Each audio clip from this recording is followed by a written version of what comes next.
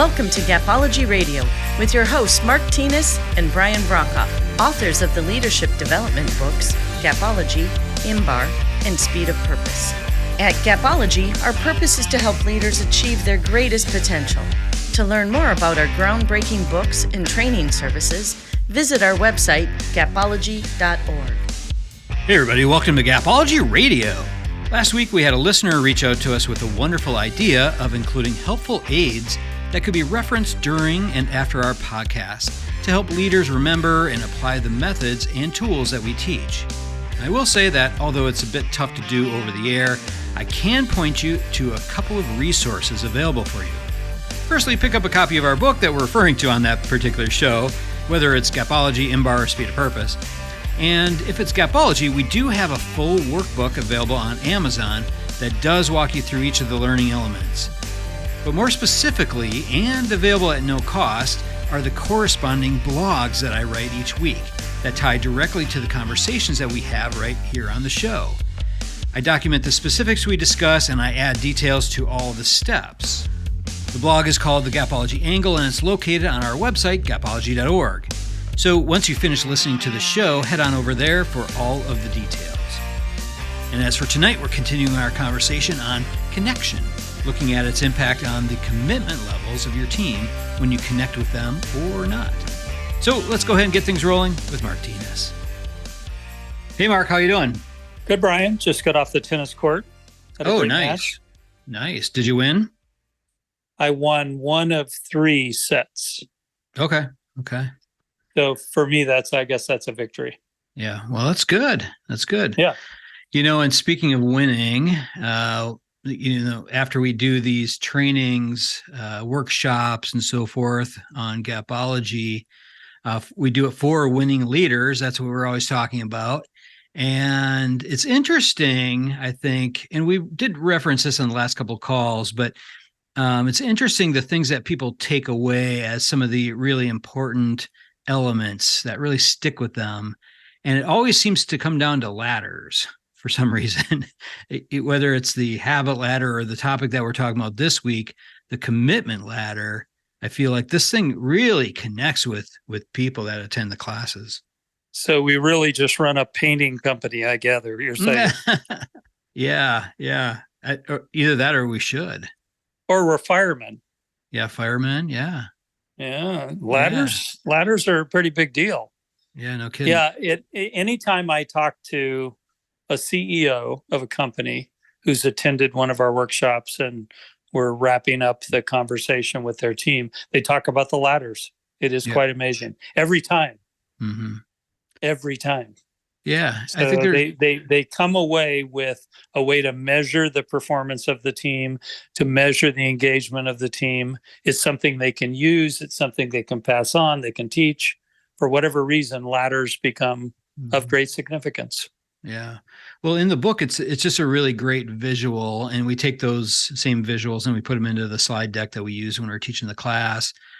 So, those of you who are listening to the podcast, I'd recommend picking up the book certainly to, see the visual on that. Otherwise, take notes, as we go through, and you can kind of draw your own ladder. I will say, and I actually mentioned this in the opening that I recorded for this.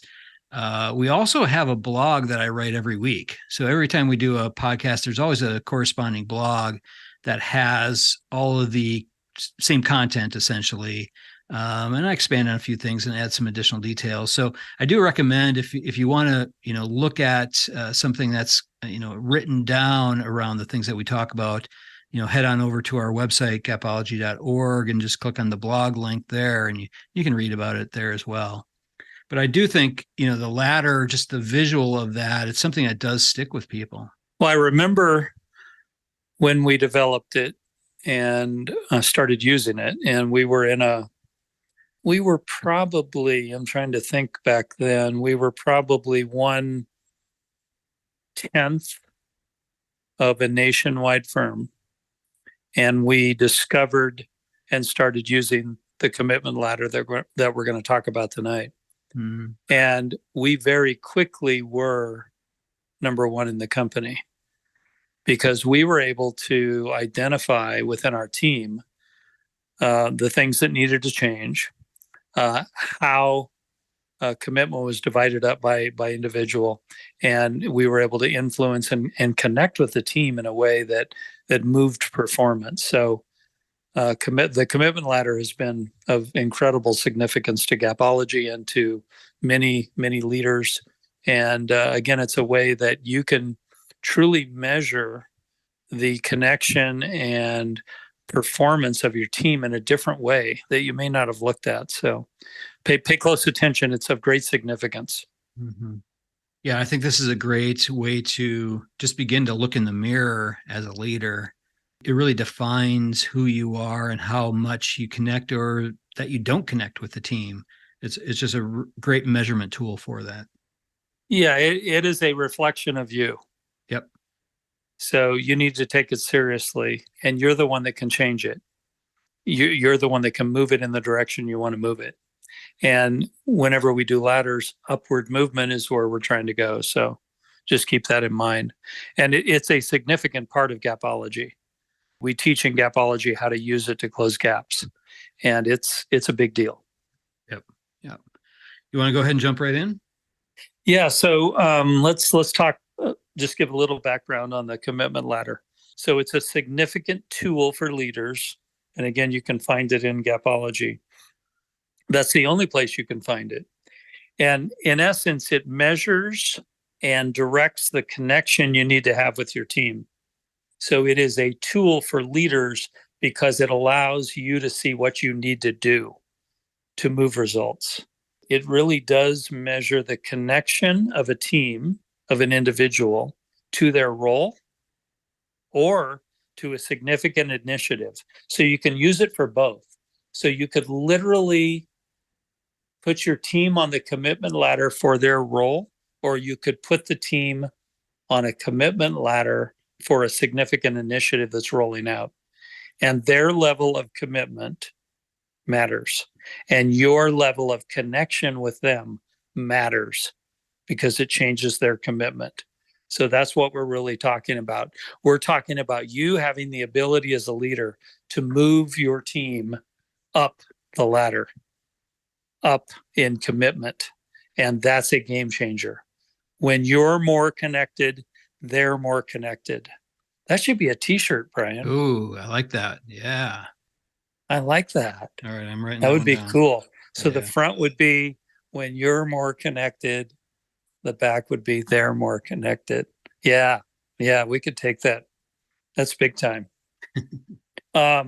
So the other thing that's significant here is we don't share with the team the ladder and where they're at. We haven't found that to be productive. It could diminish their performance. So it's a leader's tool that allows you to gauge where the team's at, but you don't share it, but it affects your connection, your behavior. It's about you. You can change the ladder. Does that make sense, Brian? Yeah, for sure. You know, the temptation here, and I've seen this in the workshops that we do, the temptation is to use this to put people in kind of buckets and pigeonhole them there, when the power of doing this exercise is what you're saying, that, you know, we do own the levels. We own where they're at, whether they're at the top of the ladder or the bottom of the ladder. We own the placement of these people. Yeah. So let me comment on that. So we have found over the years that some of the people that were at the bottom of the ladder were actually the top performers.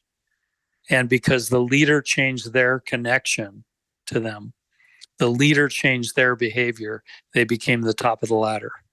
So just because someone's at the bottom of the ladder doesn't mean they're bottom of the ladder. It may mean you're not leading correctly. You're not connecting effectively with them. So we've seen that. Not every time. Not every time. Most of the bottom of the ladder shouldn't be on the team. But there are some that are at the bottom of the ladder that are the top performers. And it's about you. So the ladder allows you to see that. It's an incredible tool. Yep. Let's talk about the ladder. Can I talk about the first step? Yep. Yeah, sounds good. So you may have heard that most of our ladders are 5 steps. Some of them are 3 steps. This is a 5-step ladder. So the ladder goes as follows. The bottom is, picture a staircase. The bottom is non-compliant. The next step is grudgingly compliant. The next step is formally compliant. The next step is genuinely compliant. And the top of the 5-step ladder is committed. So as a leader, you need to understand all of these 5 steps. Everyone on your team, including yourself, falls somewhere on this ladder for their role and for any given initiative. So if you've got a critical initiative that you're in charge of rolling out for the organization, you've got to know the commitment ladder and you've got to use it and leverage it. But for their given role, they also fall on the ladder. In the early days, we would actually create a ladder on a flip chart and put it on the wall and literally put sticky dots as to where the team fell on the ladder. And that was significant. It helped us see it. But what it was a reflection of is what we needed to do. It was less about them, more about us. When we lead differently, when we connect with the team differently, everything changes. And just doing this exercise and stepping back, I think the important thing that you threw out there that I quickly wrote down was make sure to include yourself in this. Particularly when you're looking at specific initiatives that you're working on or projects that you're trying to measure, it's important to understand where you fall, because how you see yourself, the actions that you take directly impacts the team. So I think it is a great step in there to make sure you're including yourself. Well, let me add that the top of the ladder is committed. And if you're not committed, there's no hope that the team will be. Right. So just kiss it goodbye. Yeah. If you're not committed. Yeah. So it is about you. It is about your connection with the team. It's about, they see your level of commitment. They fully understand your level of commitment. So it needs to be top of the ladder in order to move the team towards the top of the ladder. So that's a great point. Yep. All right, well, let's start at the bottom of the ladder. So the bottom step is non-compliant. So someone who doesn't follow the instructions or the behavior or the practices that we believe in. The leader owns that. It could be a lack of connection on your behalf as a leader. So take ownership for it. Be incredibly clear what you expect, and do not tolerate noncompliance. Make sure that it's temporary, and that step will go away. Yeah, no, that's incredibly important. Your leadership is on display at all times. And when there are people that are non-compliant, that are just continuing to exist on the team, other people see it. And your leadership is really being examined. Your reputation is at risk. And most importantly, any trust that you're trying to build with the team overall is really at risk here. So, begin by examining your level of connection with them. Look in the mirror here. I think there's a lot of great things that you can do here to help either move them up or move them out. Yeah, let me add that. So if you tolerate noncompliance, everyone knows it, and it lowers the performance of the total team. Mm-hmm. So you're the issue. So connect with the team. Noncompliance is not acceptable, and conduct the training and the mentoring and whatever is needed to ensure that no one on the team is noncompliant. Yep. Okay. So the next step is a tough one. It's grudgingly compliant. So this one's tough.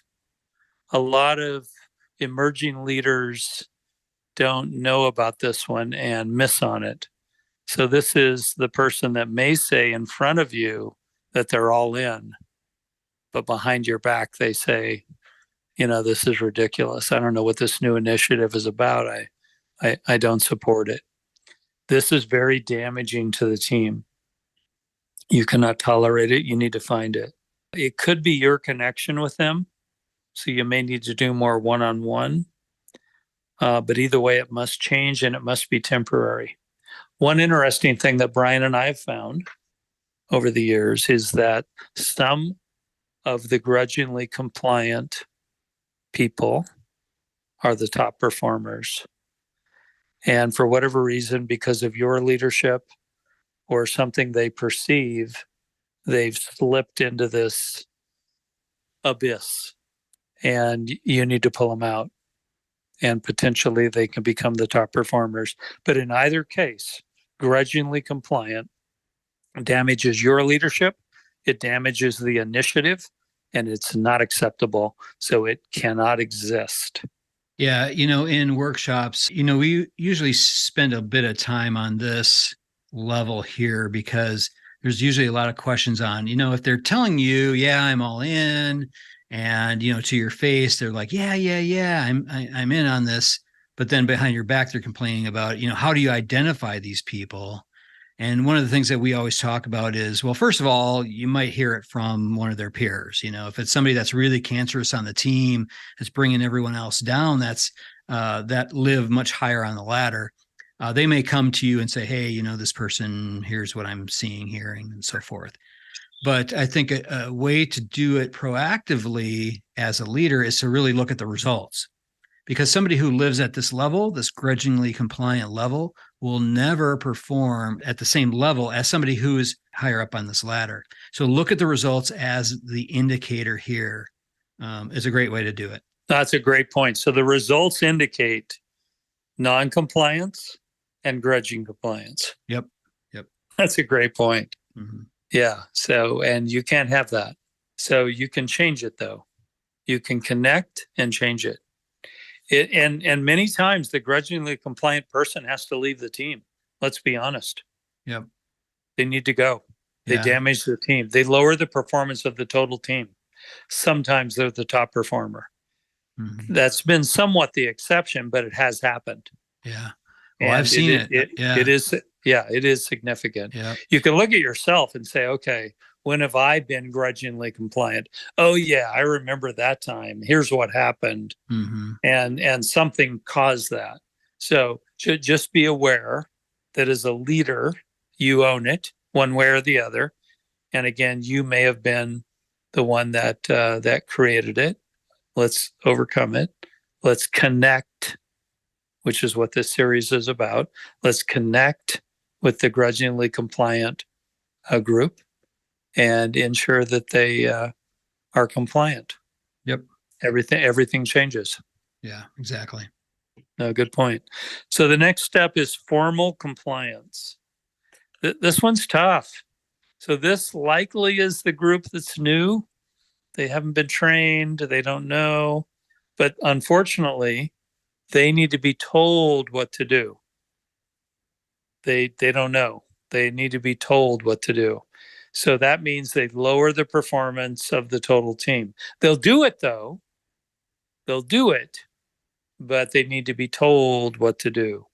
So they're either someone that's new, who hasn't been trained, isn't fully up to par, or they're someone that's really an underperformer. And so you have to again connect as a leader with this group, because they need to move up or out. The formal group, let me be clear, needs to move up the ladder or out. They can't be on the team. So you need to make a connection with them and understand it. Again, it may be a reflection of you as a leader. Maybe your training level has not been up to par, and let's get it up to par. And again, give people, the leeway that they need to get trained. But formal compliance will slow the team. It will not allow you to achieve greatness. And it's not a level that is acceptable for any extended period of time. Yeah, I think the formal compliant group, oftentimes this can be a larger size of a population when you look at your results and you see that overall you're producing kind of mediocre results. So, we oftentimes rank our team's A, B, C, right? So we have our A players, our B players, and C players. And if you find that consistently you're performing at that B level, I would look at the number of personnel that you have at this formally compliant level. These are those good soldiers who will do what you ask, but you have to always ask them to do it. So I would always reflect on, again, it comes back to your leadership here. Are you connecting with them? Are you inspiring them? Are you motivating them? Are you driving them to perform at a higher level? So I totally agree. It's that upper out philosophy here that it needs to start with looking at yourself. Yeah, most of this is about the leader. Yeah. It's about you. So again, we've always recommended to carry a mirror around with you. And anytime there's an issue, just hold it up in front of you and you'll find the problem. It's staring right back at you. Yeah. So we've gone from non-compliant in this conversation to grudgingly compliant, and we're moving up the ladder to formal compliant. And all of those are clearly about you. The good news is the next level is genuine compliance. And this is really where you want the team to be. When you get them here, you achieve industry-leading results, potentially. This is a big deal. This is where you want the team. So genuine compliance would be defined as they own the purpose. They own the mission. They're all in. They know how to win. It's proven in their results. So they come to work every day and deliver and don't need direction necessarily. And they get it done. So genuine compliance is an incredible level. We have seen over the years teams that get to genuine compliance in total, to where everyone is genuinely compliant or above. Oh my God. Industry leading, game changing, everything comes together right here. So this is where you as a leader have connected with the team. They're clear. They understand the purpose. They understand their role and how it ties to the purpose, and they deliver. You've connected with them, and you've gotten them to this level. It may take some time, but the other levels below, non-compliant, grudgingly compliant, and formally compliant, are all gone because the team is genuinely compliant. And wow, it all comes together right here. I'll turn to you. Sorry for taking so much time, Brian. Oh, no, you're good. These are a lot of your A players right here. This is the group that you really want on your team. I think you said it already, Mark, but I just reinforce what you said. I think, if you can fill your team with people who are genuinely compliant, so genuinely want to be part of the team, genuinely care, genuinely feel the purpose and the mission inside. And then you've done your part setting them up for success by providing the skills and knowledge to do so. I think there's just great wins ahead if you've established a team at this level. Yeah, my note here on this group is that they are winning and they get it done, period. Yeah. Yep. They don't wait for you. They get it done. They get it done. They get it done every day. They own it. It's theirs. It's picture a team that owns it at your level. They own it. So, and again, it's a reflection of your leadership. Your connection with this group, unbelievable. You've changed everything. You've created a group of future leaders, potentially. Mm-hmm. Think about that. Yeah. Think about that. Yeah. It's interesting when you look at the word compliant. I look at it that you're really connected to what's important. Are you connected to what's important? Are you genuinely connected to it? And that could be the purpose, the mission, and perhaps it's the expectations that you've laid out as a leader. And I think that's incredibly important. So, think about that. Think about how these people connect with the things that you're asking them to do. Yeah. Yeah. So this is the level. This is where you want to bring the group to. The final level on the 5-step ladder is committed. This group is a group of outliers. You may have found yourself as a leader in this group on a team.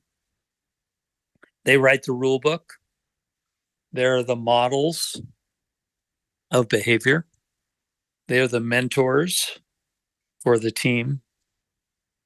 So as a leader, you need to observe and listen and follow them and learn from them, because they may actually be doing things that you don't know that can be spread to the entire team and change everything. This group needs feedback. They need recognition. They expect that. They thrive on that. Give them that. Connect with them at a very high level. Ensure that they know that you value them. Spend time with them. Give them that extra time. Ensure that they've got developmental plans that provide for their future. This group is special. They're unique. Take care of them. They're the future.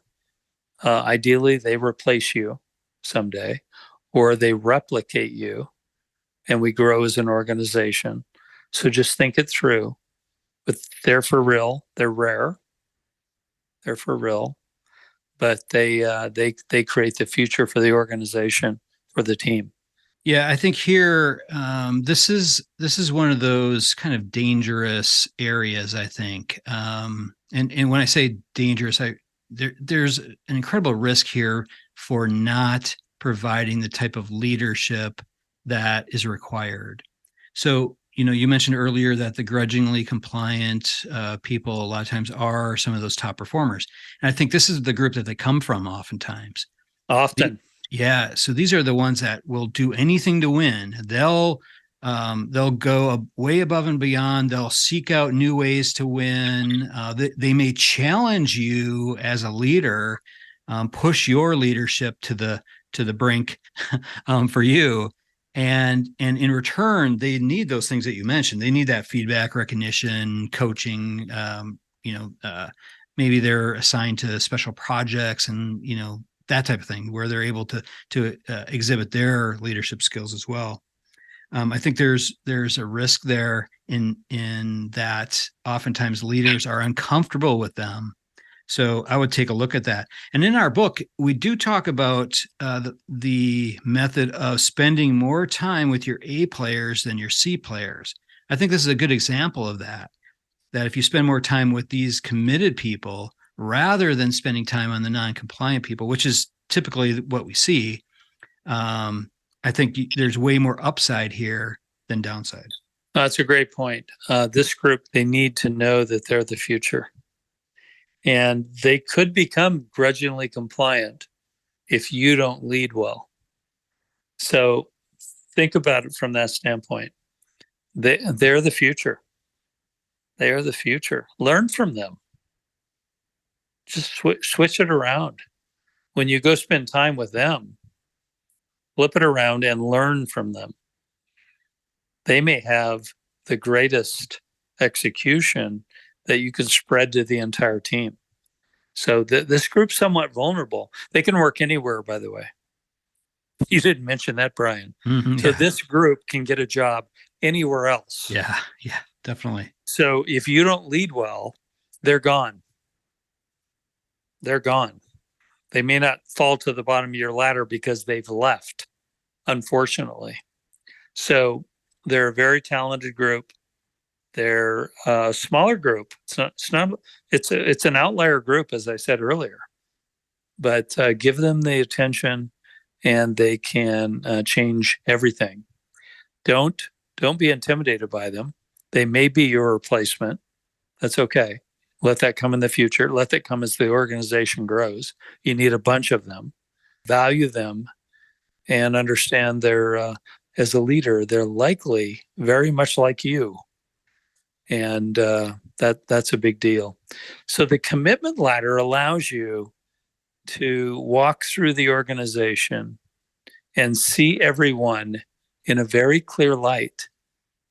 I literally can walk a room and understand the commitment ladder with a group of people I know. It's very real.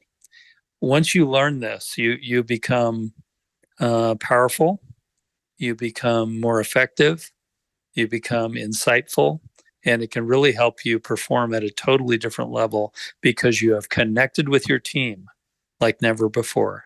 The ability to connect with them, to understand if they are non-compliant, grudgingly compliant, formally compliant, ideally genuinely compliant, or committed, allows you as a leader to lead differently and to connect with your team like never before. And that's why the commitment ladder is an incredible tool of connection that you need to really understand. Yeah, I think one of the things that occurred to me there is that commitment can ebb and flow.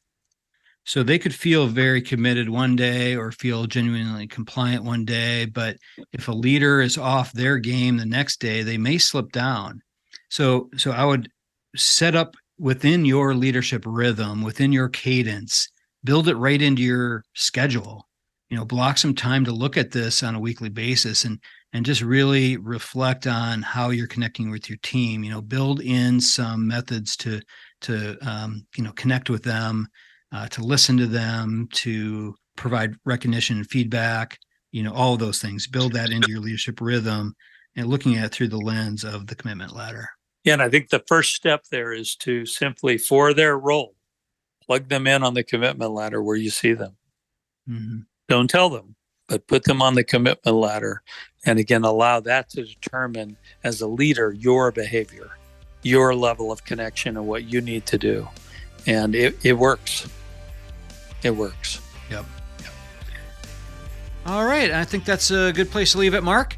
As a reminder for those of you listening, if you want to learn more about the commitment ladder, grab one of our Gapology books, head on over to Amazon.com. You can also find links on our website, Gapology.org as well, and you can read all about it there. Yeah, nice work, Brian. Thank you. All right. Thank you much. We'll talk to you later. Bye-bye. Bye.